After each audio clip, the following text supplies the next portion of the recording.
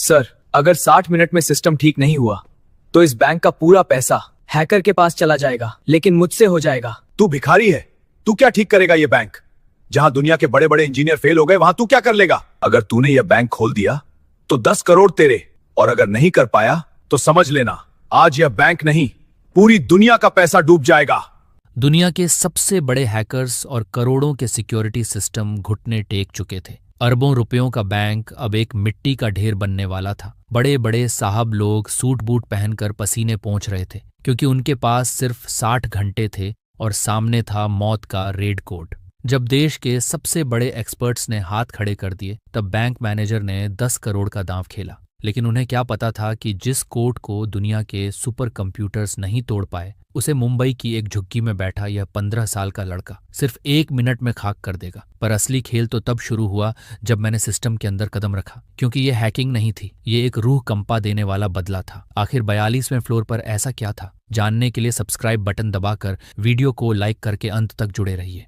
मुंबई शहर की भागम भाग के बीच रॉयल हेरिटेज बैंक की 50 मंजिला इमारत किसी अभेद्य किले की तरह सीना ताने खड़ी थी। यह केवल एक बैंक नहीं, बल्कि देश की अर्थव्यवस्था की धड़कन था। सोमवार की सुबह ठीक 10 बजे बैंक के मैनेजिंग डायरेक्टर विक्रम थापर अपने आलीशान केबिन में बैठकर गर्म कॉफी का आनंद ले रहे थे। लेकिन उन्हें जरा भी अंदाजा नहीं था कि अगले ही पल उनकी जिंदगी में भूचाल आने वाला है। बैंक में सब कुछ सामान्य था। कैश काउंटर्स पर नोटों की गड्डियों की सरसराहट थी और ऐसी की धीमी आवाज गूंज रही थी। घड़ी की सुई जैसे ही 10:04 पर पहुंची, अचानक पूरे बैंक में एक अजीब सा सन्नाटा छा गया, जैसे किसी ने चलती हुई फिल्म को पॉज कर दिया हो। एक ही झटके में बैंक के 3,500 कंप्यूटर स्क्रीन्स बुझ गईं और वहां गहरा अंधेरा छा गया। कर्मचारियों के चेहरों पर सवालिया निशान थे, लेकिन इससे पहले कि कोई कुछ समझ पाता, सभी काली पड़ी स्क्रीन्स पर एक साथ खून जैसे लाल रंग में एक शब्द चमकने लगा। लॉक्ड। विक्रम थापर के हाथ से कॉफी का कप छूटकर जमीन पर जा गिरा। उन्होंने घबराकर इंटरकॉम उठाने की कोशिश की, लेकिन फोन लाइनें मर चुकी थीं। तभी एक और खौफनाक चीज हुई। बैंक के ऑटोमेटिक दरवाजे और अरबों रुपयों से भरे डिजिटल वॉल्ट्स, तिजोरियां अपने आप लॉक हो गए। कोई न बाहर जा सकता था, न अंदर आ सकता था। बेसमेंट में स्थित सर्वर रूम में अफरा तफरी मच गई थी। बैंक का आईटी हेड समीर और उसकी 50 लोगों की टीम पागलों की तरह कीबोर्ड पीट रही थी, लेकिन सिस्टम उनकी कोई भी कमांड नहीं मान रहा था। मुख्य स्क्रीन पर एक उल्टी गिनती काउंटडाउन शुरू हो चुकी थी। 60 मिनट 0 सेकंड यानी 60 घंटे। स्क्रीन के नीचे एक संदेश फ्लैश हो रहा था। अगले 60 घंटों में अगर यह पहेली नहीं सुलझी तो इस बैंक का हर खाता, हर डेटा और हर रुपया हमेशा के लिए मिटा दिया जाएगा। ये किसी फिरौती मांगने वाले का काम नहीं था, यह तबाही मचाने वाले का काम था। दोपहर होते होते यह खबर जंगल की आग की तरह फैल गई। बैंक के बाहर मीडिया का जमावड़ा लग गया और ग्राहकों की भीड़ अपने पैसे डूबने के डर से चिल्लाने लगी। विक्रम थापर के माथे पर पसीने की बूंदें थीं। उन्होंने देश की सबसे बड़ी cyber security agency cyber hawks को बुलाया। हेलीकॉप्टर से उतरे 3 एक्सपर्ट्स ने विक्रम को भरोसा दिलाया कि यह काम आधे घंटे का है, लेकिन वह आधा घंटा कब 3 घंटों में बदल गया, किसी को पता ही नहीं चला। जब team leader mister Khanna server room से बाहर आए तो उनका चेहरा फक्क पड़ा हुआ था। उन्होंने कांपती आवाज में विक्रम से कहा, सर, ये कोई साधारण वायरस नहीं है। ये कोड जिंदा लगता है। हम जैसे ही इसे काटने की कोशिश करते हैं, ये अपना रूप बदल लेता है। हमने दुनिया के सबसे महंगे डिक्रिप्शन टूल्स इस्तेमाल कर लिए, लेकिन ये सिस्टम हमें अंदर घुसने ही नहीं दे रहा। हमें खेद है, लेकिन ये हमारे बस के बाहर है। शाम ढलते ढलते सरकार और पुलिस महकमे के भी हाथ पांव फूल गए। देश के बड़े बड़े हैकर्स ने रिमोट एक्सेस से कोशिश की, लेकिन जिसने भी इस सिस्टम को छेड़ा उसका खुद का कंप्यूटर जल गया। ये एक ऐसा डिजिटल चक्रव्यूह था जिसे भेदना नामुमकिन लग रहा था। रात के 10 बजे कॉन्फ्रेंस रूम में मातम जैसा सन्नाटा था। विक्रम थापर खिड़की से बाहर मुंबई की बारिश को देख रहे थे। उनकी आंखों में बेबसी थी। उनके पीछे पुलिस कमिश्नर और बैंक के बोर्ड मेंबर्स सिर झुकाए बैठे थे। विक्रम जानते थे कि अगर 60 घंटे बाद डेटा डिलीट हुआ तो देश में दंगे भड़क जाएंगे। अब नियमों से काम नहीं चलने वाला था। अगली सुबह जब बारिश थम चुकी थी, विक्रम थापर ने बैंक की सीढ़ियों पर खड़े होकर एक ऐतिहासिक प्रेस कॉन्फ्रेंस की। सैकड़ों कैमरों के सामने उन्होंने गहरी सांस ली और कहा, रॉयल हेरिटेज बैंक आज एक ऐसे संकट में है जिसका हल हमारे एक्सपर्ट्स के पास नहीं है। इसलिए मैं विक्रम थापर आज पूरे देश के सामने एक खुली चुनौती रखता हूं।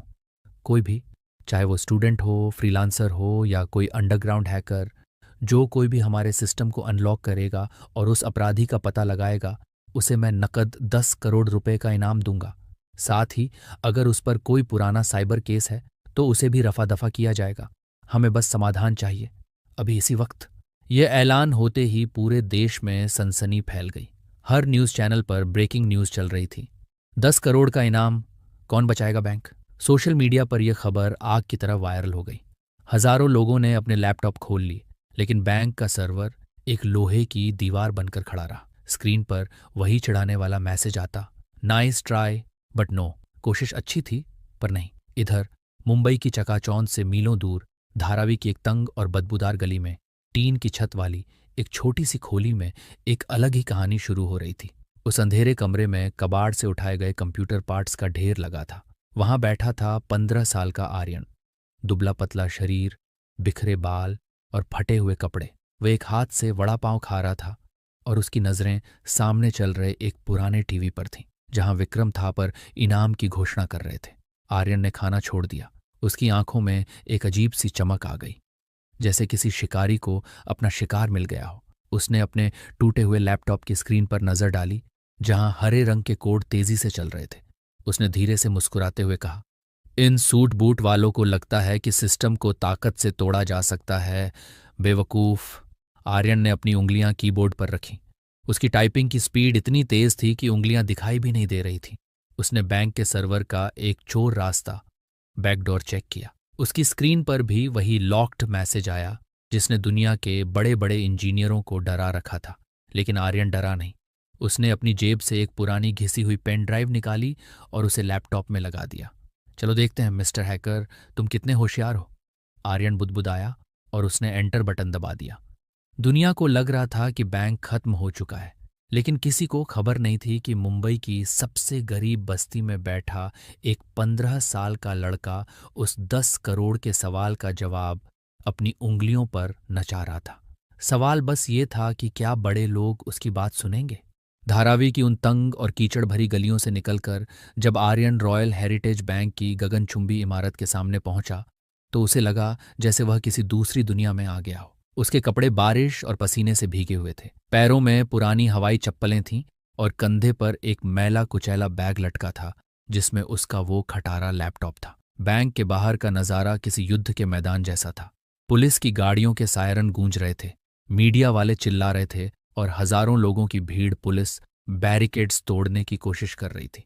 आर्यन ने भीड़ को चीरते हुए आगे बढ़ने की कोशिश की, लेकिन मेन गेट पर खड़े बंदूकधारी सुरक्षा गार्ड ने उसे देखते ही रोक दिया। गार्ड ने उसे ऊपर से नीचे तक घूरते हुए हिकारत से कहा, ऐ छोटू, यहां कोई भंडारा नहीं चल रहा, भाग यहां से। बड़े साहब लोग वैसे ही परेशान हैं। आर्यन ने अपनी सांसें संभाली और गार्ड की आंखों में आंखें डालकर कहा, साहब से कहो वो 10 करोड़ का इनामी आ गया है, मुझे अंदर जाना है। गार्ड और उसके साथी जोर जोर से हंस पड़े। अरे देखो, ये भिखारी बैंक बचाएगा। बेटा, यहां बड़े बड़े इंजीनियर अपने बाल नोच रहे हैं, तू जाकर कहीं और भीख मांग। आर्यन को गुस्सा नहीं आया, उसे ऐसी बेइज्जती की आदत थी।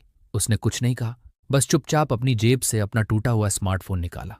उसने फोन को बैंक के बाहर लगी विशाल डिजिटल स्क्रीन के नेटवर्क से कनेक्ट किया, जिस पर इस वक्त विक्रम थापर का चेहरा और हेल्प का मैसेज चल रहा था।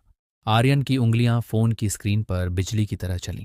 ठीक 10 सेकंड बाद बैंक के बाहर लगी उस 50 फुट ऊंची स्क्रीन पर विक्रम थापर का चेहरा गायब हो गया और वहां काले बैकग्राउंड पर बड़े बड़े सफेद अक्षरों में लिखा आया, gate number 4 open for Aryan. ये देखते ही वहां सन्नाटा छा गया। गार्ड्स की हंसी उनके गले में ही अटक गई।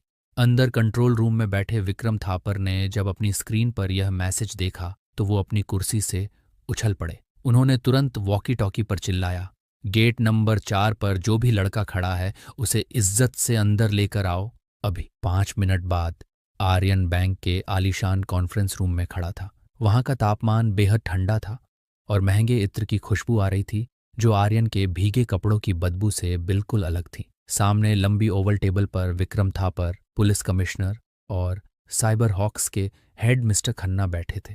मिस्टर खन्ना ने आर्यन को देखते ही माथा पीट लिया। मिस्टर थापर, क्या आप मजाक कर रहे हैं? ये बच्चा, इसके हाथ में जो लैपटॉप है उससे तो वीडियो गेम भी ठीक से नहीं चलेगा। ये हमारा सर्वर क्या खाक ठीक करेगा? कमरे में मौजूद बाकी लोग भी दबी जुबान में हंसने लगे। आर्यन ने किसी की बात का जवाब नहीं दिया। वह सीधा मेन सर्वर टर्मिनल की ओर बढ़ा और कुर्सी खींचकर बैठ गया। उसने अपना पुराना लैपटॉप वहां मौजूद सुपर कंप्यूटर से कनेक्ट किया। मिस्टर खन्ना चिल्लाए, ए लड़के, छूना मत उसे। अगर एक भी गलत की स्ट्रोक लगा तो टाइमर और तेज हो जाएगा। आर्यन ने पलटकर खन्ना को देखा और अपनी शांत लेकिन भारी आवाज में कहा, अंकल, अगर शोर मचाने से सिस्टम खुलता तो अब तक आप लोग खोल चुके होते। अब मुझे मेरा काम करने दीजिए। कमरे में सन्नाटा पसर गया। आर्यन ने आंखें बंद की, एक गहरी सांस ली और कीबोर्ड पर हाथ रख दिया। जैसे ही उसकी उंगलियां चलीं, स्क्रीन पर चल रहे कोड का रंग बदलने लगा। जो कोड पहले लाल था वो धीरे धीरे पीला होने लगा। आर्यन की स्पीड इतनी तेज थी कि देखने वालों की पलकें झपकना भूल गईं। ये पॉलीमॉर्फिक कोड नहीं है, आर्यन ने टाइप करते हुए कहा। ये एक मिरर ट्रैप है। आप लोग बाहर से हमला रोकने की कोशिश कर रहे थे, लेकिन ये हमला बाहर से हो ही नहीं रहा। विक्रम थापर हैरान होकर आगे झुके। क्या मतलब? हमला बाहर से नहीं हो रहा? आर्यन ने एंटर की जोर से दबाई और स्क्रीन पर एक नक्शा खुल गया। सर, हैकर ने सिस्टम को ऐसे डिजाइन किया है कि हमें लगे हमला विदेश से हो रहा है, लेकिन सिग्नल का सोर्स इसी बिल्डिंग के अंदर से आ रहा है। ये सुनते ही पुलिस कमिश्नर और विक्रम के पैरों तले जमीन खिसक गई। बिल्डिंग के अंदर? लेकिन ये कैसे मुमकिन है? सर्वर रूम सील है। तभी अचानक स्क्रीन पर चल रहा टाइमर, जो 50 घंटे दिखा रहा था, एकदम से बदलकर 1 घंटा पर आ गया। यानी अब 60 घंटे नहीं, सिर्फ 1 घंटा बचा था। सिस्टम ने आर्यन की चालाकी पकड़ ली थी। स्पीकर से एक मशीनी और डरावनी आवाज गूंजी, बहुत अच्छे छोटे उस्ताद, तुमने मेरा पता तो लगा लिया, लेकिन अब खेल का नियम बदल गया है। तुम्हारे पास सिर्फ 60 मिनट हैं। अगर 1 घंटे में मुझे नहीं रोका तो बैंक का पूरा डेटा ब्लास्ट हो जाएगा।